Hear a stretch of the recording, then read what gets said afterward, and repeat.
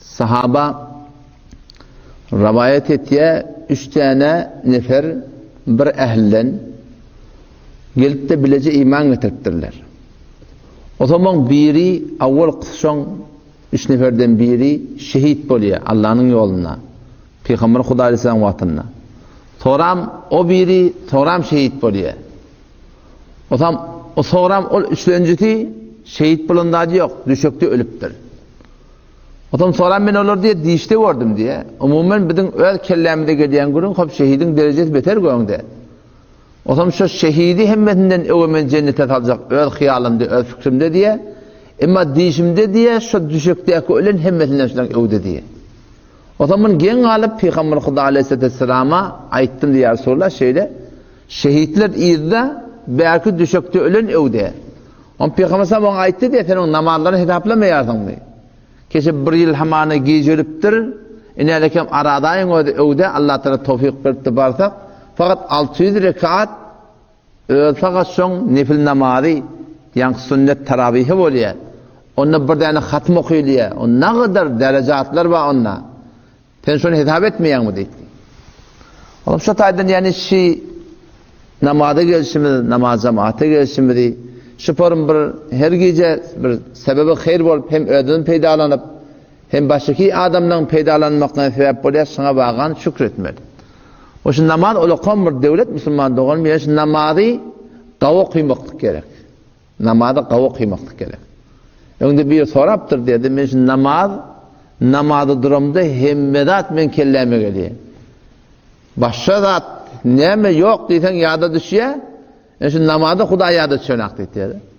Şu namazda men Huda'ya doğru fikrede ölemek.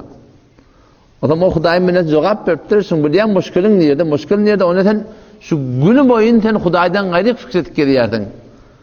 O sen 24 saatın sen fazla okuyadak bir saatin namaz okuyatsa. Sen gün boyunca 20 saat koptun. Bir de 15 saat ne saat yat. Yatağında da erti fikri. Yatağında da erti işten fikri. Sen gün boyun yatmakan, yatağında da sen daştavarına, dünyana, malına, menalına fikrettiğin sen gelip inne bir 10 dakikanın içinde gelip Huda'ya fikredecek olayan şu nece mümkün şu deyip diye. Onu ne etmeli? Onu şu gün boyun sen Allah Teala'nın radide sana için hareket et. Allah'ın fikrine ol, kabrın fikrine ol, kıyametin fikrine ol. Her bir iş ettiğinde Allah radide olsun deyip şundan tuhaf kastettin. Ondan sen namazında gel bu 10 dakikanın içinde sen başın secdeden kaldırırsın gelmer deyip diye. O zaman şu taydan şu fikretmeklik var ha.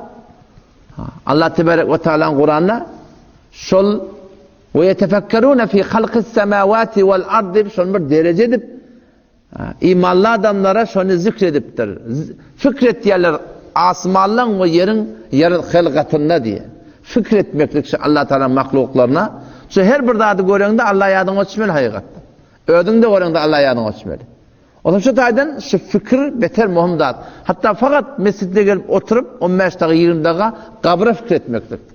Ki bizim hakiki barzak gelmesi o. Ayağında bir tane zörat doğacak yerle, denarlığın kulağında bir tane kulak halka doğacak yerle. Bir tane yüzük doğacak yerle. Gözünde enek doğacak yerle.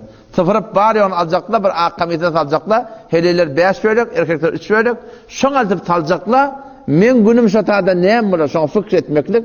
Şu dağıtları gözün altına alınsa, o zaman neymet ya namazda Müslümanlığın sonuna beter bir halavatlı oluyor, beter tüyücü oluyor.